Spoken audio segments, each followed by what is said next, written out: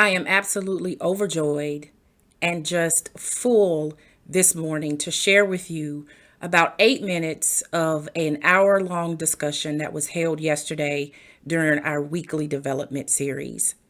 Our topic of conversation was purpose versus what I am good at doing. The segment you are about to watch is focusing on what we are doing and how it aligns often or sometimes with our purpose. But then we're not able to execute as we should because the vehicle, the organization, or the life that we are living is truncating or shortening or stifling our ability to excel in what we know is our purpose. So take a few minutes, listen to our conversation. I hope you all are as inspired as we were as we left our conversations on yesterday. It was a beautiful, faith filled, hour long discussion with like minded individuals. So take a listen, and I hope you all enjoy. Um, so when do we feel as though, or how do we get to the place that we know we are good enough for more? That is that. I'm sorry. This is Peter. Yes, Uh, Peter. Mm-hmm. that is that, as we discussed last week. That's that faith, and faith is a it's a big thing. That's a huge leap, and getting out of that comfort zone and going out there on faith is a scary thing. Because now, see, Sharon don't talk about this all, but see, Sharon is one of them. Sharon was like when she was younger, she'd Mm-hmm. jump off and just she'd jump out there and jump off on faith and be gone. And be like, oh no, I can't be doing that kind of stuff right there. I'm moving to Mm-hmm. another city and I ain't got a job yet, but I'm finna go. I'm like, oh Lord, no, I'm not. I can't. That's a that's a serious leap. Right.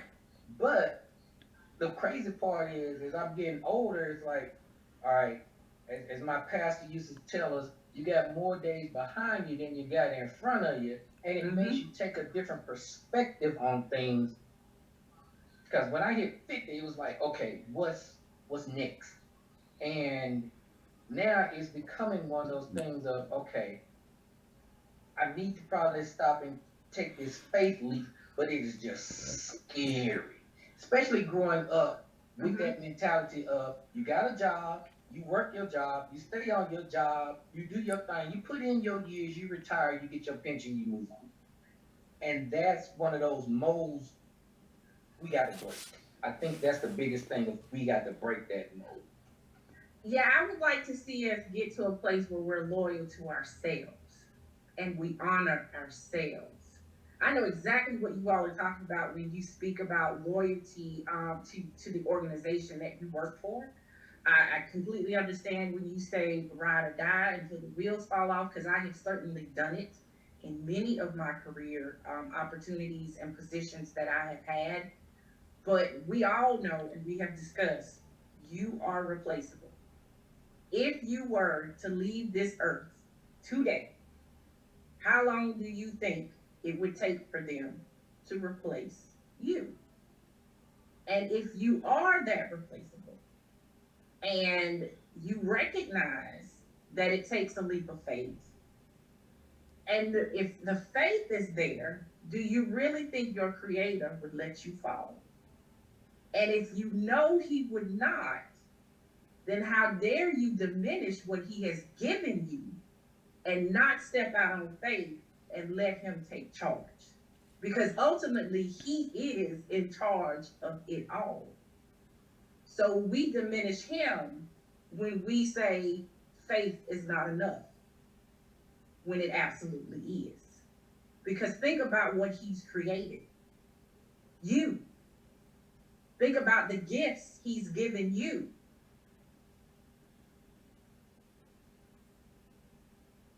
Nicole, can I ask a question? Sure. Okay, well, this is Cynthia, by the way. Mm-hmm. And you all know what my passion is and what I love, Mm-hmm. decorating, creating. But I'm kind of where Barbara and Miss Elsie is, I'm kind of coming down, to the slow, pace of, the work world. Mm-hmm. And what I truly love the creativity that I can bring, and it is more that I make people happy Mm-hmm. when I do, and I draw back when someone say, "I'll pay you to do that for me." Mm-hmm. And I feel like it takes the desire, it takes the happiness out of it. But it's what I truly, truly love to do. So I get kind of mixed signals in the brain, like, do you want to continue following that path because it drives you, it's your happy place, it's your escape route for the most part. How Mm-hmm. do you decide that in your mind? Well, I That don't think you should think of the monetary reciprocation of what you have provided as a negative. It is an honoring of your gift and the time that you took to make what you made. It's not diminishing anything. And your happiness and joy in making it should not be decreased because someone is grateful and thankful, but also recognizes what it takes to do what you do. okay, makes sense. Anybody else? Yes, Miss Nicole, Angie. Yes, ma'am. yeah, I was just gonna say, in terms of it really made me think about it when you said the gifts that God gives us, Mm-hmm. and how when we don't utilize them, it diminishes Him and what He has done for us. And I know I had this conversation with my daughter, about, just over COVID. I just saw her not utilizing her gifts that I know she has. Mm-hmm. And I told her, I said, how would you feel if you gave someone a gift and they just threw it away? They didn't use it. I said, how would you feel? She said, I would feel bad. Like, did they not like what I gave them? They didn't like it. Like, why aren't they using it? I said, Mm-hmm. well, how do you think it makes God feel when He gave you these gifts and you don't use them? And I swear, when I said that, it was like a light bulb came in over her head, and just the look on her face, I could just tell, like, wow, I hit something there with that Right. one. Mm-hmm. And then I realized, I was like, you know what? But I have to also give myself that same pep talk, Mm-hmm. because for you to now tell this child this, but you're not fully using your own Yes. gifts, Mm-hmm. that God has given you. So when you say that, that definitely, sparked a nerve, hit a nerve with me too. So I appreciate you saying that. Absolutely. I think it is recognizing, if we truly recognize who he is and what he does for us, and we know that this is faith, and we know what he's created, and we know what our gifts are, we know what our value is. Why diminish yourself? Why sit in a vehicle that's falling apart? Why not get a new one so that you can fully flourish and thrive and be as you are? Do you know that if you did that, how much better you would be at what you're so good at doing? I think I recently put something on LinkedIn that talked about you are your greatest asset. You are your greatest value. If you invest in you, it makes you so much better in every aspect of your life. You become a better parent, a better sister, a better daughter, a better communicator, a better leader because you took care of you.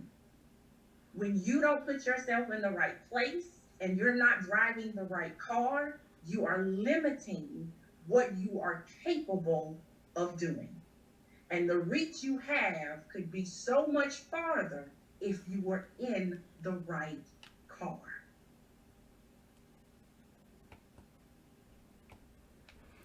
Whoo, guys, really good conversation. And I hope that snippet has inspired you, will inspire you for a great rest of the week. Join us if you would next Tuesday, October the 5th at 7 o'clock p.m. We will be dissecting the laws 4 and 5 as we pick up the 21 irrefutable laws of leadership again on next Tuesday. You can certainly register at our website below or send us an email or give us a call, and we would be more than happy to get you signed up and ready to participate in this wonderful weekly series where we are discussing some soul diving, spirit filled conversations. Before I leave you on today, I did also want to share with you one last thing. In terms of our purpose and our gifts, there is also an instinct that is within us. And no one can say it better than TD Jakes. And we actually watched this video that I'm about to share with you on our session on yesterday. And it inspired us, and I hope it inspires you as well. So just give us a few more moments of your time. Watch this video from TD Jakes. And again, I just hope you all were inspired as much as we were in our conversation on yesterday. The sea turtles are born on land. The eggs are hatched and they are born on land and they are buried beneath the sand by the mother. The mother leaves after they gestate and they finally break out of the shell. The first thing, without any training, any background, any experience, or anybody to guide them, the first thing they do is turn to the water. Because instinctively they know that they were created to be in the water. What do you do instinctively? What is your sweet spot? And when you flow in it, it is natural to you. And a lot of us have been crammed into positions for which we have been trained, but we don't have the instinct. And if you don't have the instinct, you will not be as prosperous as you could be. And sometimes, conversely, if you have the instinct, you can hire the intellect. Come on, somebody. Come on, somebody. And we have been trained to know how to do something, but not the why of it. Not the why of it. The people who know the why hire the people who know the how. And so what I'm trying to do is train so that we can reproduce after our own kind. Because you broke rules to be who you are. You broke rules to be who you were. And in the book I talk about a lion raised in captivity. Has never been in the wild. All of his experiences have been in the cage. If all of his experiences have been in the cage, and that would be his natural habitat to him, then why do they lock the cage? They lock the cage because even though his experiences do not validate it, his instincts tell him there's something else out there. And the reason so many of us are frustrated today is that we are pacing around in the cage of a job or a life or a situation that has limited us. We may not have the background for it, we may not have the training for it, but our instincts tell us, I belong out there. I belong out there. Have an inspired Wednesday. And remember, purpose intersecting with gifts and instincts. Gifts and instincts intersecting with intention, resulting in a leap of faith.